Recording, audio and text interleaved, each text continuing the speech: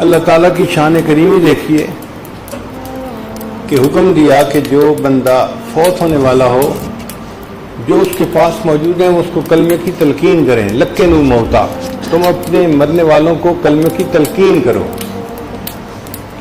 اچھا، کلمے کی تلقین کے بارے میں بعض دوستوں کو زیادہ پتہ نہیں ہوتا۔ وہ سمجھتے ہیں کہ شاید ہم نے اس کو کہنا ہے ابا جی کلمہ پڑھو، امی کلمہ پڑھو۔ ایسے نہیں کہنا چاہیے، پتہ نہیں وہ کس حال میں ہے۔ اگر اس نے انکار میں سر ہلا دیا تو کیا بنے گا؟ شریعت یہ کہتی ہے کہ تم اس کے قریب خود اپنی مناسب آواز کے ساتھ کلمہ پڑھو۔ جب وہ سنے گا تو اس کو یاد آ جائے گا کہ میں نے بھی کلمہ پڑھنا ہے۔ اب اس سلسلے میں ایک دو باتیں ذہن میں رکھیے کہ عام طور پر جو بندہ مرنے والا ہوتا ہے نا، تو ڈاکٹر لوگ اس کو نشے کا ٹیکہ لگا دیتے ہیں۔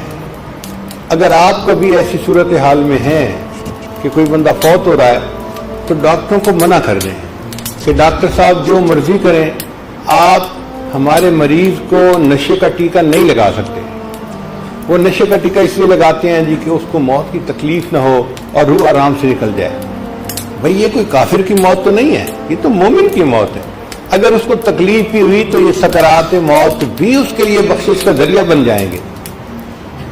تو نشے کا ٹیکہ تو لگانے دینا ہی نہیں چاہیے، منع کر دینا چاہیے، آپ بالکل نہیں لگا سکتے۔ اور دوسرا کام یہ کریں کہ اس وقت عام طور پہ مریض آنکھیں بند کر کے یکسوئی کے ساتھ پڑا ہوتا ہے، تو گھر کی عورتیں بچوں کو لے کے آتی ہیں، ابو آنکھیں کھولے دیکھیں کون آیا۔ کبھی پوتے کو، کبھی نواسے کو، کبھی نواسی کو، چھوٹے بچوں کو لے کے آتے ہیں۔ کبھی بیوی سامنے آتی ہے، دیکھیں میں کون ہوں، پہچانو مجھے۔ کبھی یہ بات مت کریں، ساری زندگی اسے پہچانا ہے، اب تو کسی اور کو پہچاننے کا وقت ہے۔ موت کے وقت اس کو پریشان مت کریں۔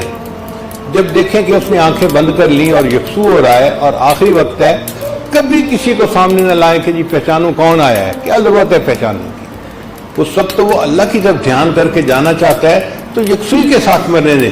لوگ مرنے بھی آرام سے نہیں دیتے، بندے کو تنگ کرتے ہیں، اس کو آنکھیں کھولو دیکھو نہ دیکھو کون آیا ہے، اب آنکھیں کھولے بتائیں اب آپ کے پاس کون آیا ہے۔ ایک تو یہ عورتوں کو کام نہ کرنے دیں، دوسرا ڈاکٹروں کو نشے کا ٹیکہ نہ لگانے دیں، اور تیسرا یہ کریں کہ مناسب آواز سے اس کے پاس بیٹھ کے لا الہ الا اللہ محمد رسول اللہ اس کا ورد کریں۔ جب وہ سنے گا تو اس کو یاد آ جائے گا۔ اللہ تعالیٰ کی شان کریمی دیکھیے کہ ملک الموت جب آتا ہے نا تو حدیث پاک میں اللہ تعالیٰ نے ملک الموت کے ماتھے پر کلمہ لکھوا دیا ہے، تاکہ کوئی بھی بندہ دیکھے گا جو مرنے والا ہے ملک الموت کو، تو اس کے ماتھے کو دیکھ کے اسے خود بخود یاد آ جائے گا کہ مجھے کلمہ پڑھنا ہے۔ دجال کے ماتھے پہ اللہ نے کافارا کافر لکھوا دیا، اور ملک الموت کے ماتھے پہ اللہ نے کلمہ لکھوا دیا تاکہ میرے مومن بندے مرنے سے پہلے کلمہ پڑھ لیں اور ان کے سب گناہ معاف ہو جائیں۔ حدیث مبارکہ میں ہے من کان آخر کلامہ لا الہ الا اللہ دخل الجنہ۔